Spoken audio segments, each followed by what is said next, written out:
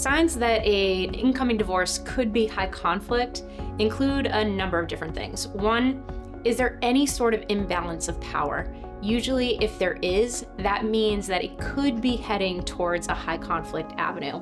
Are there issues involving substance abuse or narcissism or parental alienation?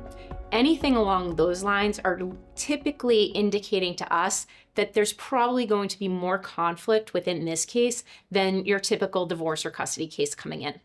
The best way to manage communication with an ex in a high conflict divorce is to be incredibly careful of what you say and how you say it. And sometimes that really comes down to how you think about your communication.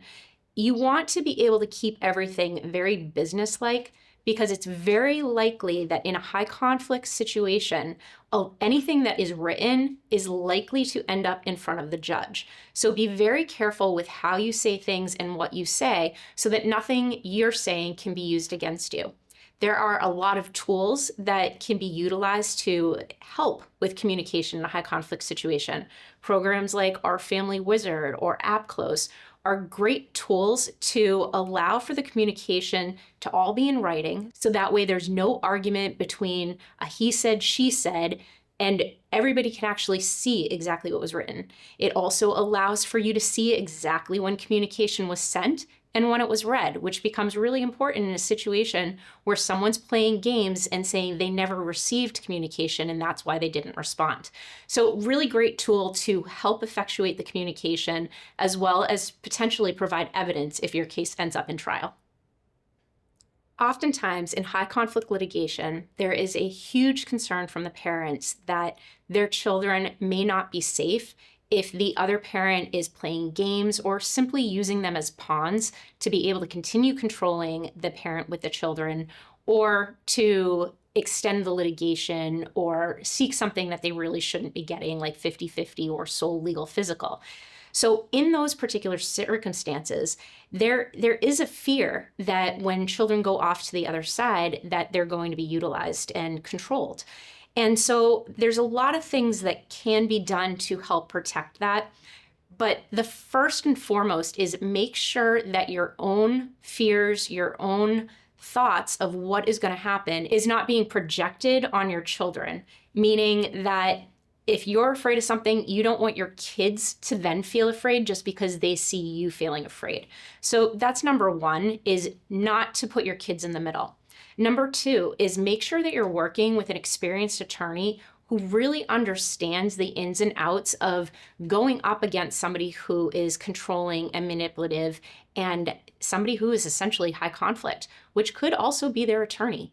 And so when you have a situation like that, making sure that you're documenting the important aspects, making sure that if something happens, you're not necessarily taking a back seat, but you kind of have the ball in the court, and maybe you're the first one to go to the police if it's a situation that really needs it. Maybe DCF has to get involved.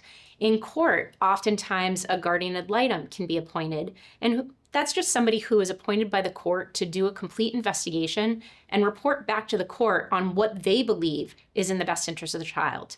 So there's a lot that can be done, and there's a lot of strategy that goes behind making sure that children are protected in high conflict situations. When a case is coming in and we're fairly certain it's high conflict, there's a number of strategies that can be utilized. But more often than not, this is a situation where we want to get into court sooner rather than later. If you're allowing the other side to negotiate, a lot of times those negotiations end up as playing games where they might say they're going to agree to something and then they kick the can down the road solely to make the process take longer. So a lot of times in a high conflict situation, we want to get in on emotion. We want to make sure that we're setting up very clearly the rights and responsibilities of both people, because if you have a situation where the other parent is trying to control, then that temporary order that's put into place can often be utilized to file contempts or to show the judge that one party is playing games. Another strategy is whether or not you're looking to involve a GAL in your case, to be able to investigate much more thoroughly than a judge will ever have the time to do of what exactly is going on and what outcome is in the best interest of the children.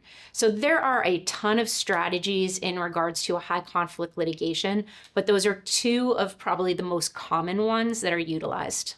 So if you're in the middle of or going into a divorce or custody litigation that you think might be high conflict, please feel free to give us a call at O'Connor Family Law, because we have a lot of experience walking people through these types of situations. We understand the strategy that's needed in order to get the best outcome, as well as how to negotiate in a way that de-escalates the situation and hopefully resolves it sooner rather than later, so you and your family can move forward and leave the court process behind you.